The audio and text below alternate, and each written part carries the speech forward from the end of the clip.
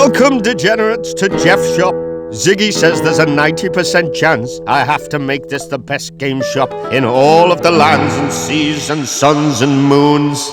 First job is to take out the trash, because this place stinks of the filth left over by the last owners. Grammarly. Bin it! Turn the lights on, alakazam, clean as a dolphin's arse. That's the front, that's the back, let's get managing. I've hired Louisa, 38-year-old single mother of 4, as she looks the least shifty. Hello, Louisa. Stocking and ordering, stocking and ordering, stocking and ordering. Do you want something from the food shop, Louisa? Okay then, ba-ba-da-boo. That's not a door. Good day, Mom. What a lovely plain shop you have. Sugar, pasta, soda. Thanks, love.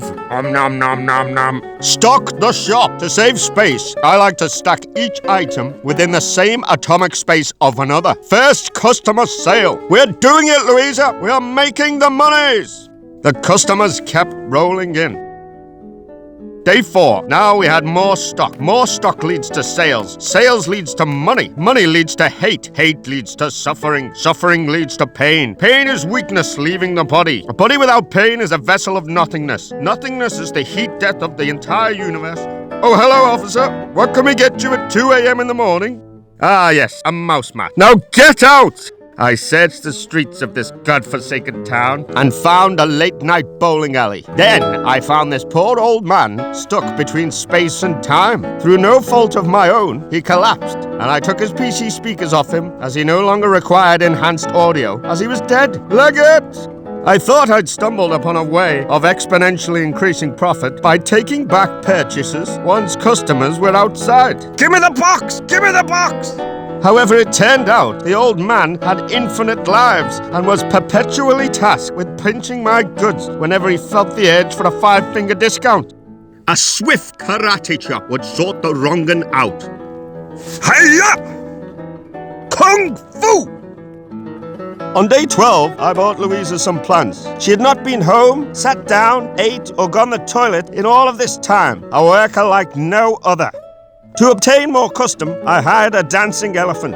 The man inside the suit was named Brian, and he'd recently lost custody of his kids. Possibly Louisa's kids, but nobody spoke more about it. A vending machine was installed, and my one-shelf unit policy was paying dividends. The anti-theft unit had deterred Old Man Joe from returning. I moved to a VR headset-only sales plan, which enabled me to expand the shop. I filled one table with everything we had, and the money rolled in. By day 27, the store looked fantastic, and we were visited by a lucky hovering man.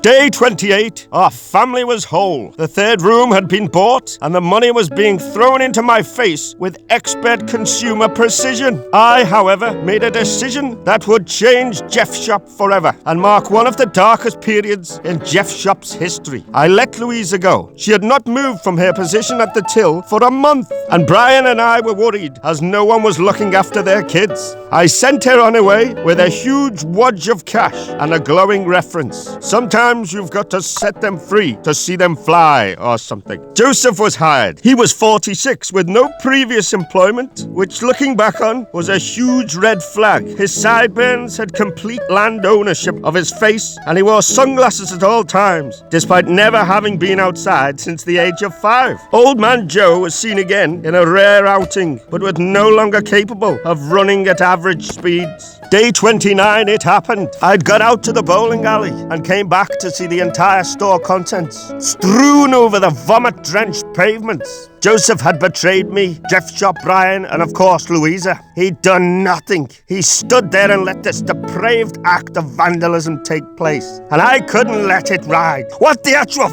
Joseph, you house? All our on the street. Old Man Joe's having a steel fest, and you're standing there like a war memorial.